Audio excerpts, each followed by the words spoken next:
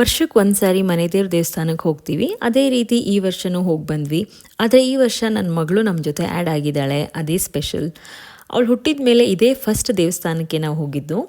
ನಾವು ಮನೆಯಿಂದ ಹೊರಡಬೇಕಾದ್ರೆ ಇಲ್ಲಿ ಬಿಸಿಲಿತ್ತು, ಬಟ್ ಟೆಂಪಲ್ ಇರೋದು ಕೂರ್ಗಲ್ಲಿ. ಸೊ ಫುಲ್ ಕೋಲ್ಡ್ ಮತ್ತು ಲೈಟಾಗಿ ಮಳೆ ಬರ್ತಿತ್ತು.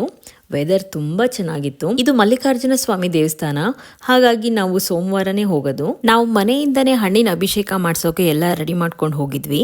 ಇದು ಉದ್ಭವ ಲಿಂಗ, ಸುಮಾರು 600 ವರ್ಷ ಇತಿಹಾಸ ಇದೆ. ಹಾಗೆ ಈ ಸಂಪಿಗೆ ಮರಕ್ಕೆ 600 ವರ್ಷ ಆಗಿದೆ ಅಂತಾರೆ. ದೇವಸ್ಥಾನದಿಂದ ಕೆಳಗೆ ಕಲ್ಯಾಣಿ, ಊಟದ ಹಾಲು, ವಾಶ್ರೂಮು ಮತ್ತು ತೀರ್ಥಬಾವಿ ಇದೆ. ದೇವಸ್ಥಾನದ ಮುಂದೆ ಪುಷ್ಪಗಿರಿ ಬೆಟ್ಟ ಕಾಣಿಸುತ್ತೆ. ಕುಮಾರ ಪರ್ವತ ಟ್ರೆಕ್ಕಿಂಗ್ನ ಇಲ್ಲಿಂದನೂ ಸ್ಟಾರ್ಟ್ ಮಾಡ್ತಾರೆ. ಈ ದೇವಸ್ಥಾನದಿಂದ ಮಲ್ಲಳ್ಳಿ ಫಾಲ್ಸ್ಗೆ 2 ಕಿಲೋಮೀಟರ್ಸ್ ಆಗುತ್ತೆ. ಮೇ ತಿಂಗಳಲ್ಲಿ ಇಷ್ಟು ಹಸಿರು ನೋಡಿ ತುಂಬಾ ಖುಷಿ ಆಯಿತು. ತೀರ್ಥ ಸ್ನಾನ ಮಾಡಿಸ್ಕೊಬೇಕು ಅಂದರೆ ಅರ್ಚಕರಿಗೆ ಹೇಳಿ ಅವರಿಂದ ಈ ಬಾವಿ ನೀರನ್ನ 3 ಸರಿ ತಲೆ ಮೇಲಿಂದ ಹಾಕ್ಸ್ಕೋಬೇಕು.